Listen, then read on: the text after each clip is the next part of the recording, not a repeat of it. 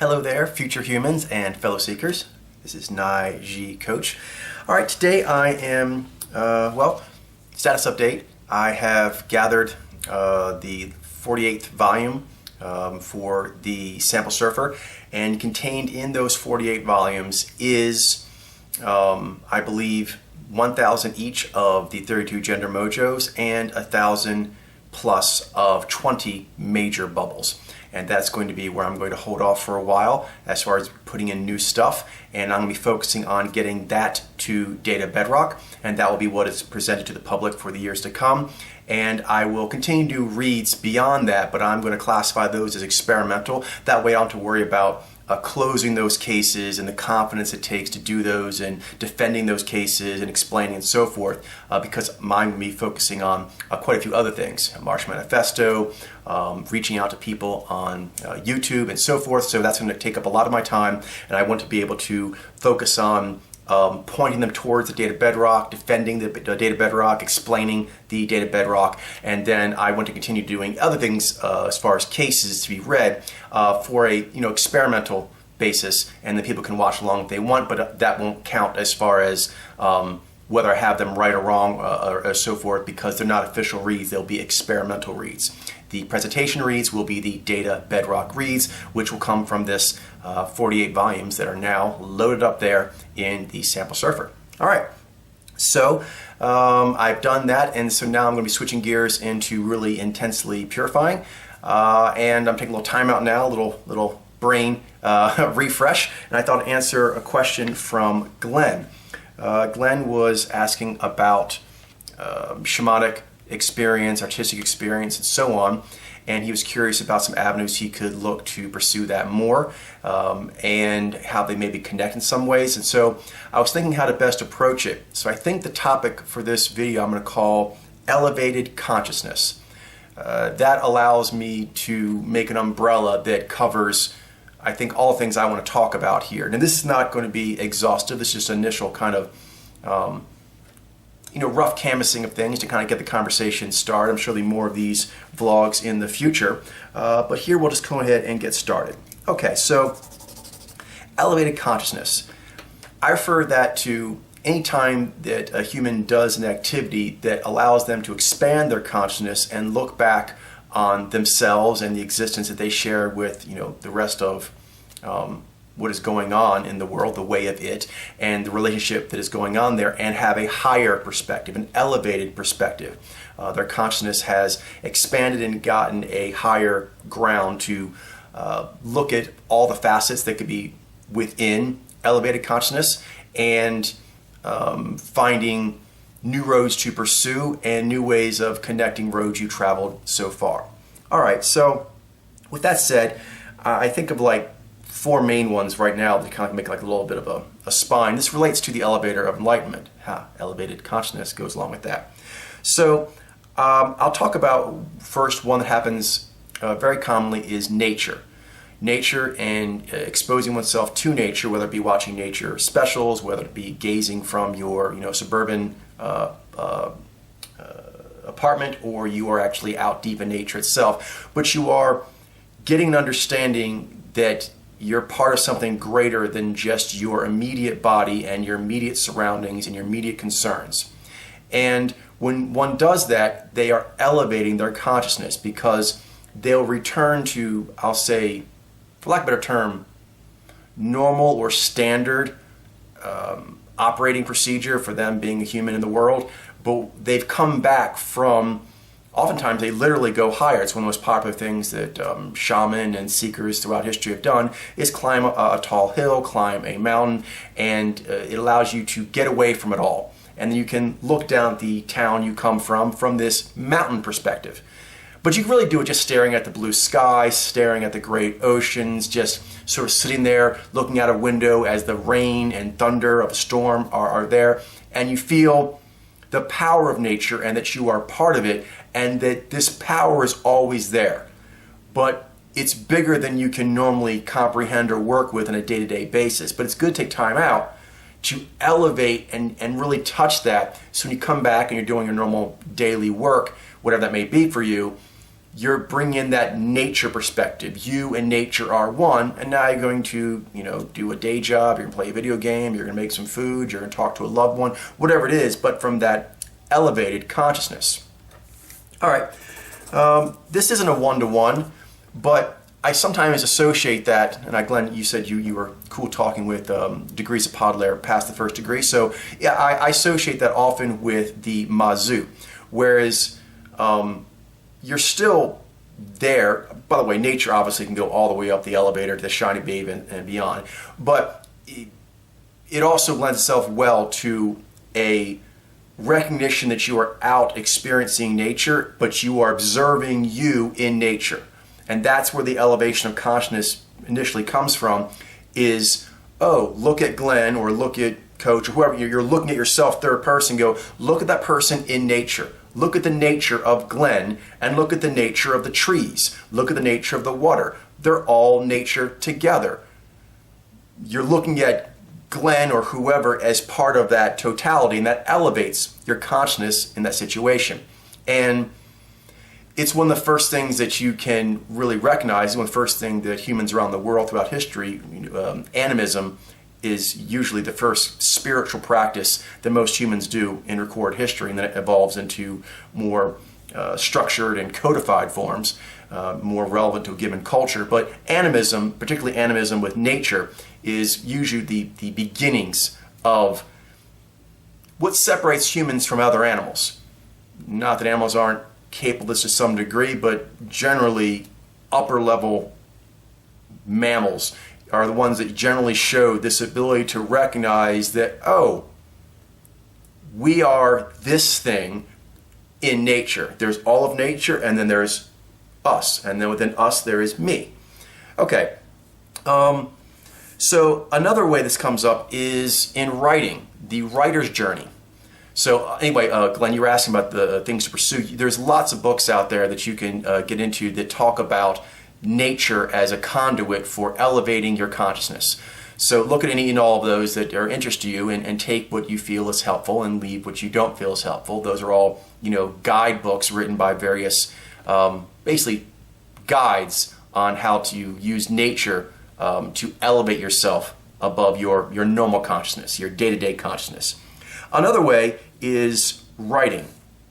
And I would go further and just say generally words, including oration, oral tradition and so forth. And this comes in two ways. One is that you have to concentrate on your inner voice and what your inner voice wants to say, and that your inner voice is real and has power. That's a big part of having a good connection to your consciousness and thus raising your consciousness. So when writing, you have to get in touch with that and then project it out, and you can see that projection. Or even if you do oration, if you are like the ancient traditions of epic poems and so forth, you are saying the words again and again, each time saying them a little different, making them better, more full of consciousness, more full of your voice's desire to say some truth to you.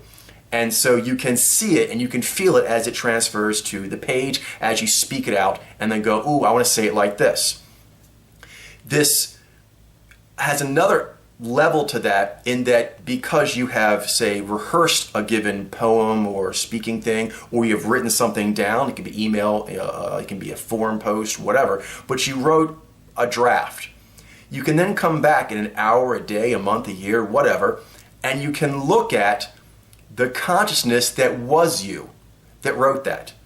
And this again gives that elevated consciousness as you are looking back and down at the former you that wrote it, and go, I see what that version of my consciousness, where it was at and what it was trying to achieve. I'm going to give it a slightly better direction, possibly, or even on the direction that it's going. If I'm happy with the direction that former consciousness known as me was going in, I'm going to adjust the words. I'm going to adjust the structure. I'm going to adjust exactly how I make my point, because now that I know what that consciousness is trying to do with this higher consciousness, you always get that. If you in some way are able to capture your consciousness, you can then come back and look at it and go, let's go here now. and that's a huge thing that really separates humans from most other animals, is the ability to revisit work that your consciousness did previously and is in some way been made somewhat permanent. So you can look at former you, because, and I guess in the simplest terms, probably on this, the simplest version of this would be simply remembering how things happened. You remember how things happened, and then you try to think, ooh, I should have done this, I should have done that, and you think, in the future, I'll go this way. So that process is fairly natural for most people, but you can enhance this by, at those given points, instead of it just being, you did something, and now later on you remember it, the something you did could have been more purposeful. You could have written something out where you thought about the voice of your consciousness and how to express it, either through written word or the oral tradition. All right, I sometimes, again, the writer's journey, there's lots of books about the writer's journey. You can look into any and all of those that you want. Just recognize that these are all just different guides on how to use that personal experience. And it can go all the way up the elevator of enlightenment. However, it can often be a good way to get in touch with your Daryu, because one of the things that happens right away is you'll be able to usually cringe. Everyone tends to cringe a little bit when you look at the previous things that you wrote have now been, made some semi-permanent. They're an email out there somewhere, they're a forum post somewhere out there, like they're there, you publish some work, it's there. Okay, so that cringe factor of, oh, was that really me? Is that really me? So some of those things may have been, oh, I was so, less in my consciousness game when I first wrote that, or maybe that is where you currently still are, but you didn't really realize it when you wrote it, but now that you're a little more evolved, you've elevated yourself some through life experiences, you're looking at it and go, I think I must have an issue with such and such, or I have a thing there. So that the natural reaction when you revise your work is to cringe at the original work. There's a lot of similarity between that cringiness and the discomfort when one initially enters into communing with their Daryu. You cringe, as your Daryu points out, often, like I said, associated with your modulation powers, your altered state powers, letting you know, in your case, say Naiji, your Zai saying like, you weren't as tight with that logic as you thought you were, should have been. V, you were a little lazier, or you were a little less poised, or you didn't move as well as you should in that case. So you're confronted with your inadequacies. But once you let that go, you still retain the strength of what you did, and that is a great gain, and you can use that to move forward and then shepherd that and increase that. So just like all interactions with the Daryu, you're frequently kind of given a critical assessment by the Daryu spirit form, but then once that critical assessment is done, you're left with, you're still the chosen one, better than before, you did some good work, and that work is being critiqued, but you did work worthy of being critiqued. So hold on to that positive thing, is that your Daryu is critiquing you because it's worthwhile to critique you. And the fact that you're doing this whole process means you are growing, and your next iterations of your consciousness in your own mind's eye or in some written or oral tradition form will be better. And you're growing, and you can feel that growth. These are very intangible things, so being able to notice how your association with nature changes, you can feel this is intangible, but I'm better at this. I understand more what it means to say that the sun, the trees, the rocks, me, and all the other animals, they're here as one. We are one.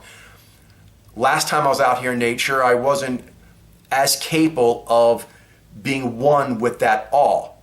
Now I'm more so. Same thing with the writing, the oral tradition. You're like, I'm better than I was before, and I can see it. I can see my spirit in these spirit or consciousness expressions. All right. Next is art, and this can be visual art, it can be musical art, it can be written, although technically any writing can be art, but a lot of writers be like, this is all art, granted, but I'm talking about the more condensed form, the more potent form, and so usually writing is sometimes considered literature, sometimes considered art. The one that's usually always considered art is poetry. So I kind of use that as a little barometer that since poetry is the written form, always considered art, that's kind of the cutoff going to this art stage. So what separates poetry from the rest of writing? And it's the same things that really separate music and visual art from it. It allows you to not have to codify it or describe it or structure it in a way you understand. Poetry does not have to be as meticulously understandable as prose.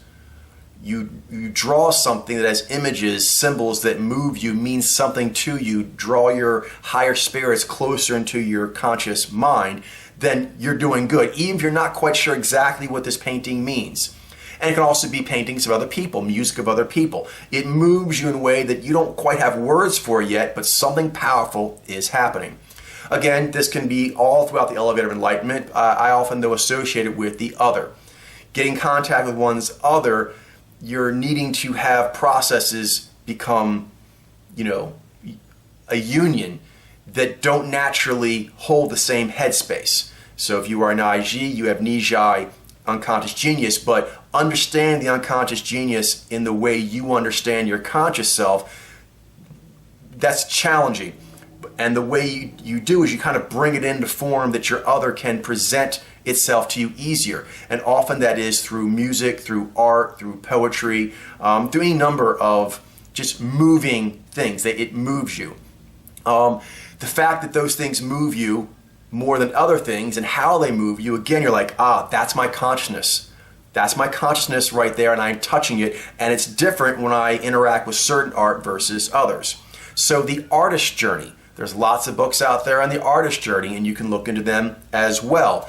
And people have different takes on that, different advice to give. Look at it as various, consciousness rangers that have gone out there and explored some, and you can take their exploratory work and use it as feels best for you, makes most sense for you.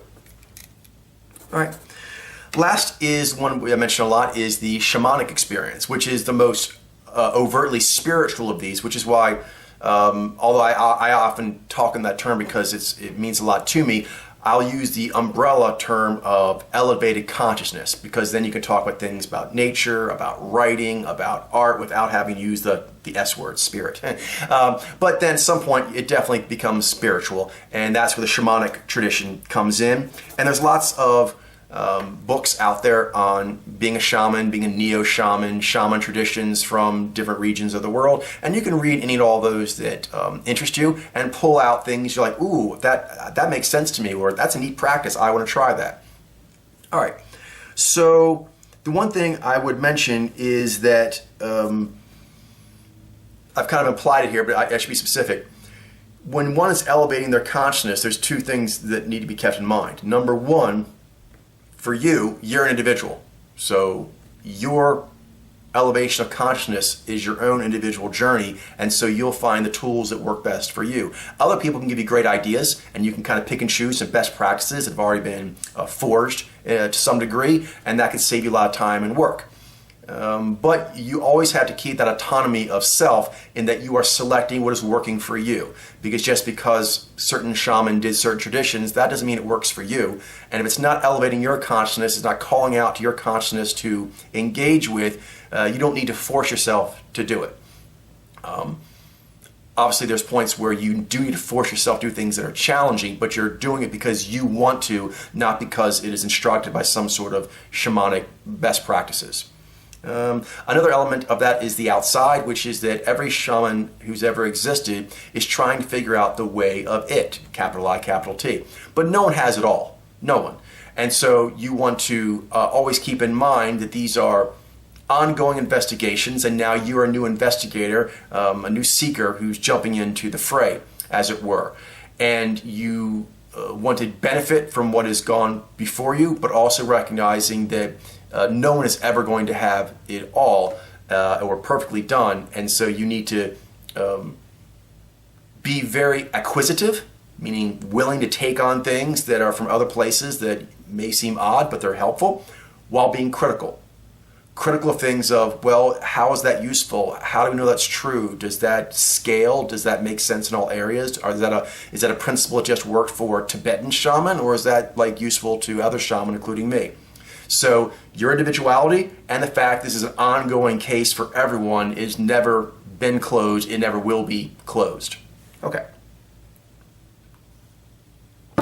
What else?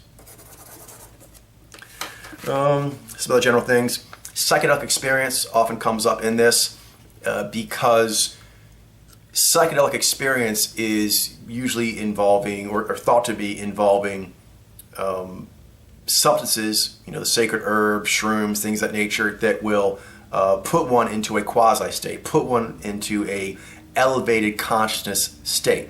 And that is true and that is useful.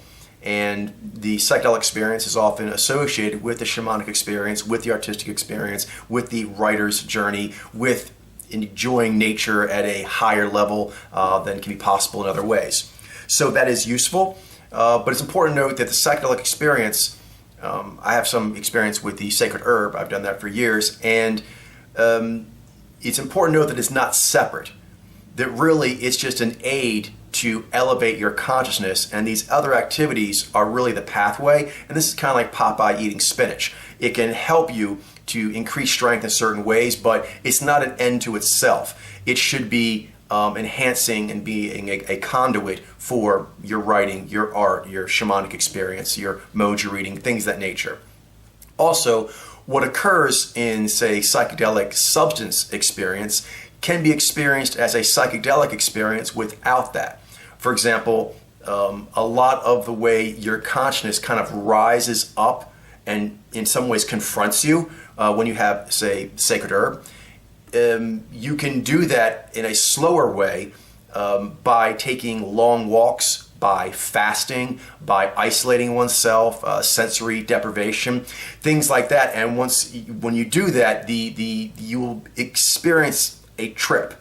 It'll be trippy because your psyche will take you on a ride. If you go and you stay by yourself for days, weeks on end, you'll start having a trip. And that is useful to a degree, but you don't want to go too far. You want to kind of trip till you gain some good insights by being by yourself or whatever method you're using to induce that, and then get your gains and come back.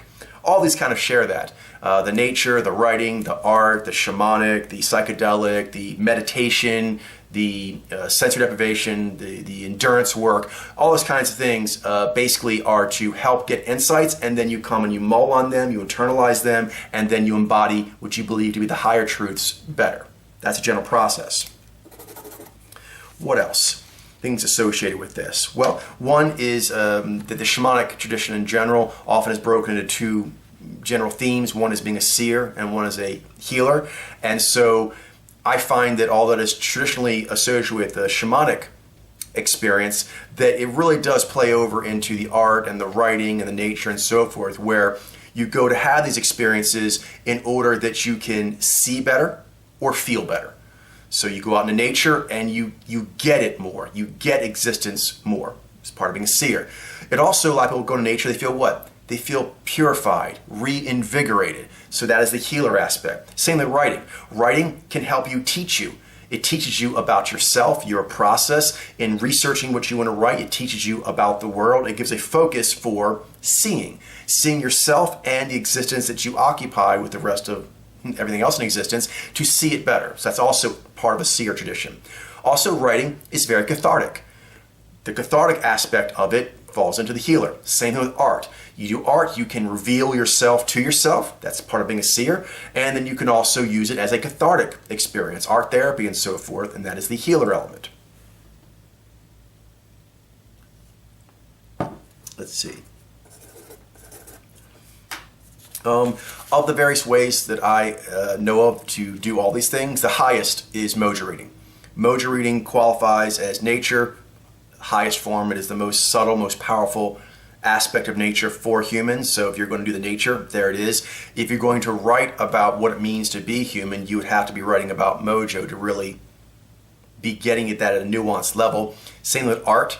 If you're doing any art that has to do with being a human, even if you're doing something where it's just abstract art, yes, but you are the one making it. So knowing the instrument that's making the art will make the art deeper and better. Because at the end of the day, the point is not to make an abstract painting on a canvas. It was for you to be an artist. That was the point of the artistic experience, is what it means for you, how it develops you, how it fulfills you, grows you, elevates you.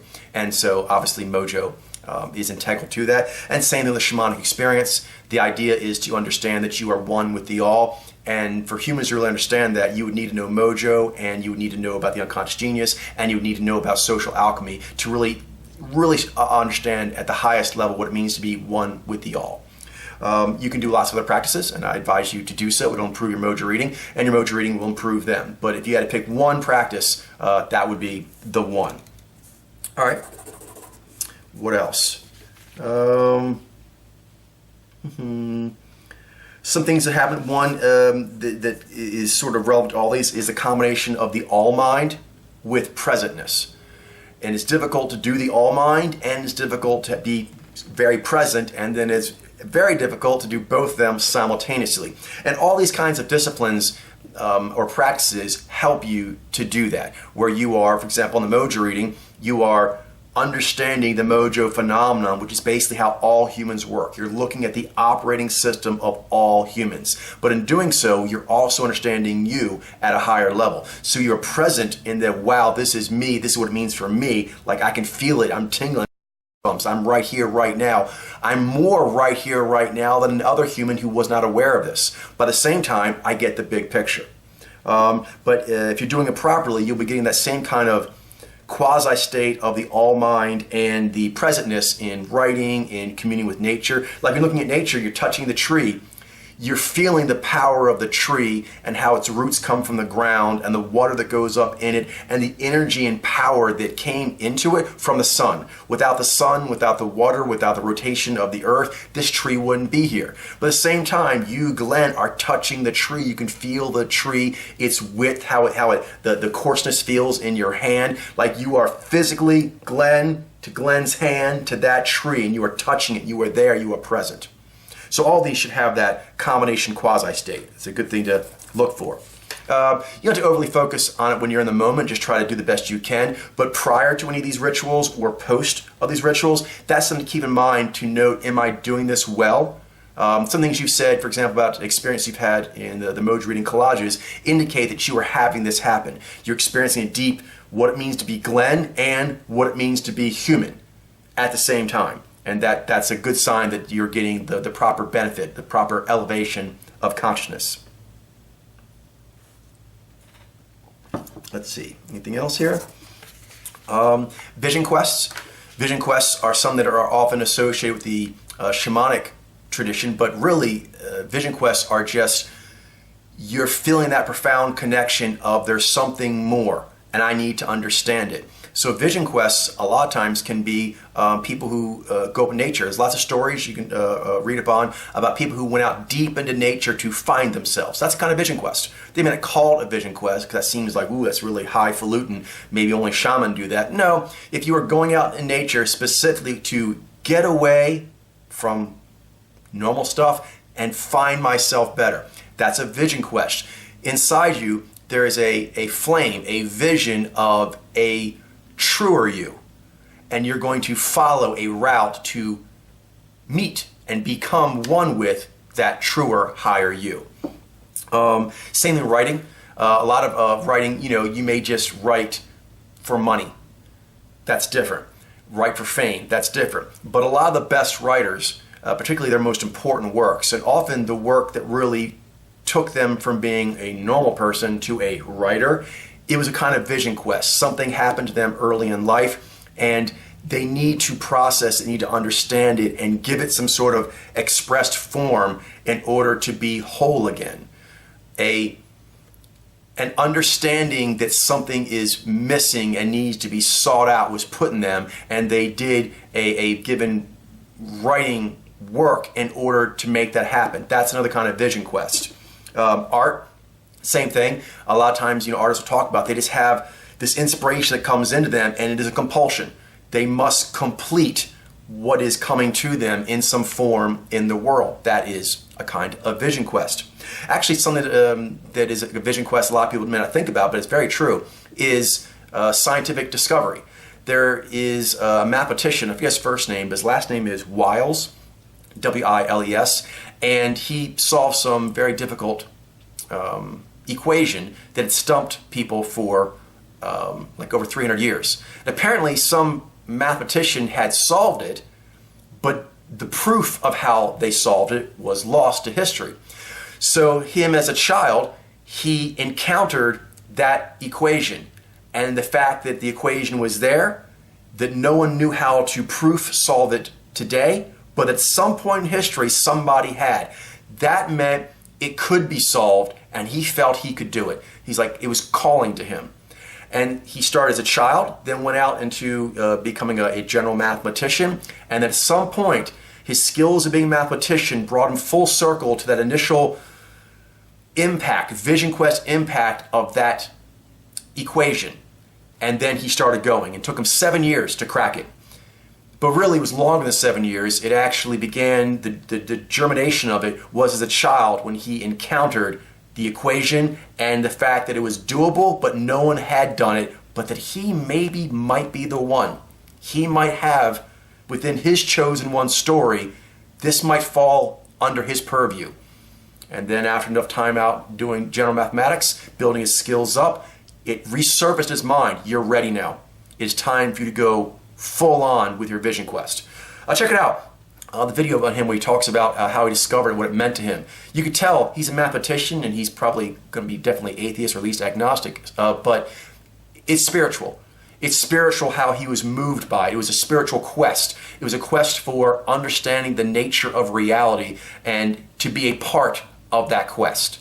So, scientific discovery, exploration of new lands, those can also be kinds of vision quests that may not be thought as shamanic or artistic or a writer, but they're very much part of consciousness expansion and of vision quest. What else? As a part of it, it comes up in his thing, Wiles, but really applies to all these for sure, is suffering. I don't know if I like the term suffering. In fact, that's a thing I'm going to do probably more vlogs about in the future. There's a whole thing about life is suffering, and a lot of like highfalutin philosophers, they think that that's the way of it. That's a little too nihilistic, a little too passive. A lot of like the Nietzschean stuff and the, even some Jungian stuff and definitely some Buddhist stuff, they go that route. But I get the point they're going with. I would substitute the word struggle. You must struggle to experience the awe. And the awe is worth it. So any of these things that you're trying to elevate your comprehension of the all and your place and connection to it, it will take you to a state of awe. But to do that, you must struggle. These various practices can give you avenues to do that struggle. They can give you tools for that struggle. They can give shape and form for that struggle, handholds for you to pull on. But that element will always be there. Awe generally does not come without struggle. Whatever view of nature gave you awe, if you walk further, if you climb higher, if you go out in more inclement weather, the struggle will take you to places that is more rarefied, and thus the awe will be greater. Same with art. The more you struggle to understand what your spirits want from you before you put something on a canvas, and then you struggle, it's not, because the more in tune you are with higher truth, you're like, it's close, but it's not there yet. Cut that painting, do another one. Cut the painting up, do another one. Why? Because it's not there yet. You know that there is something that must be overcome.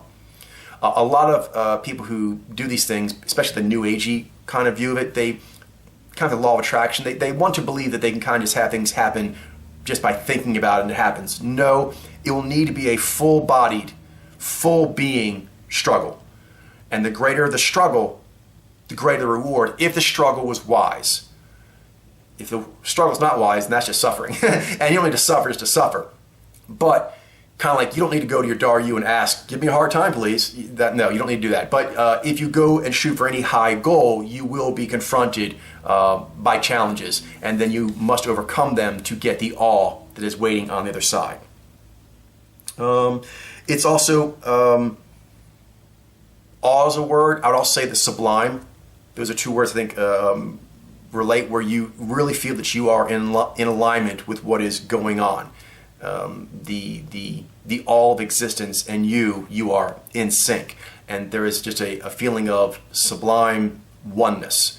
And that's a theme that you'll notice that different shamanic traditions, artistry, writing, nature, those things and variations throughout the world, different cultures, that's a running heartbeat through all of them. That's where I would start for myself. Look for that in any tradition that you're checking out to see if they have something you might like. Go there, find that, and then branch out and use that as your kind of your lodestone to make sure you're staying on the mark. Anything else? Things I mentioned before, obviously can help with this. Playlisting is kind of immersion. What else? Oh, yeah, one more before I go, very important, because we talked a lot here about the various practices. And I think it was implied, since I told you that you want to kind of come at it from you're always your own autonomous individual self, and everyone's working on a case that can never be fully solved or perfectly solved. But it's important to note that two things. One, you will need by necessity to customize. You have to customize. That's always a part of it. So even like the Mojo practice that I put out for you, that is actually a standardized form, but you can, even if you have standardized testing to see what your skills are, your particular way of practicing to get your skills up are going to be unique to you. You sound like you're inclined to that anyway, which is great. But some people sometimes want to just find, ooh, I'm going to do the Bushido way. Oh, I'm going to actually do, Kensei form of dance. And kind of then go on autopilot. You must resist autopilot. You must constantly be alert and at attention and knowing that you must customize. You must take responsibility for seeking out what you need and customizing what you find. What else? Last is, can become more problematic if you overly identify with any given discipline or practice, and that the excellence in that is the whole of things. Even the highest practice I'm aware of, as far as like a tangible practice, is Mojo reading. It's a visually observable phenomenon, so it's more tangible. It's subtle, but it's tangible, and that is the highest one that I am aware of, and I think it will be for the future to come. But it's not all of spirituality. You use that to inform spirituality. Also, you can become a master of Mojo reading and a master of the bibliography and the biographies of every Naiji that is in the list. But that doesn't tell Glenn exactly how Glenn's supposed to be Glenn. That always has to be an individual choice, an individual responsibility, an individual challenge. So I just wrote this little thing to keep in mind, which is practice serves the purpose. The purpose is peaking. The purpose is elevating your consciousness. All right, so practice serves the purpose. Practice is not the purpose. Peaking is the purpose. Practice provides service to the purpose of peaking. So keep that in mind, that all these things can be excellent tools for you, but not cages. It's important to note that most ideologies actually kind of want to believe that they have it and they have gotten it in some way for all time, and thus that can be a cage that you have to watch out doesn't get you. So why in part of their theory, there's so many parts of it that are infinite mystery, and the Rosetta Stone 1024 to infinity. There's purification, yada yada yada. There's lots of things that are built in that it's never going to be completely understood, and to really get it as best you can, existence and your place in it, that must be built in, but it's quite common for that not to be done, even by very elevated thinkers. Very elevated thinkers would codify what they're doing in a way that is a bit immutable, and it might have a lot of good things in there, but then you have to watch out for things being immutable when the terrain is immutable, but the maps are not. Maps by necessity need to be mutable. So use the best maps you can find, but then understand that it is the terrain of existence and the terrain of yourself. All right, anything else? Here's one little fun tidbit. Actually, something that can be quite helpful is video games. Actually role-playing games. Role-playing games are excellent, and they actually built in like experience points, and that different character classes, whether you're a priest or a wizard or a fighter or a rogue, whatever you are, you need to have certain kinds of experience to level up your character. And then this general methodology has now gone into video games. It's been there for a few decades now, and they've gotten quite sophisticated, where you can kind of get an idea of the mechanics of how you improve yourself. I find actually on that a lot of open world games that have an overall story arc. So they possess both a strong story arc that is going from the beginning to the end, and with the growth for the character on that way, plus a lot of side quests, and you can do what you want. And the process of choosing the equipment, choosing which missions to go on, in what way, in what order, going to this part of the map and leveling up for a while, but then you can't level up anymore there, at least not right now. You have to go all the way over here and level up here and then come back. There's a lot of life lessons that those kind of open world RPG leveling up games build in. And you can take that kind of psyche architecture and apply it to all these practices. You can apply that to being a writer. I'm a writer. How do I level up being a writer? What is it that makes a writer a writer? What are those muscles? Read books on being a writer, and they'll tell you basically about the writer's muscles. What parts of your being you need to get in touch with and improve, and various ways you can do that. So that kind of general, RPG leveling up, and how it is not a straightforward process. It is linear in that you're going first level, second level, third level, but the requirements for each level, often you have to go on some rather circuitous routes, and that is very much how the trek of enlightenment goes. All right, and yeah, that's basically all I can think of for right now. And I will take a look at the latest collage work you've done and give some thoughts on that as well. All right, take care. Talk to you all next time.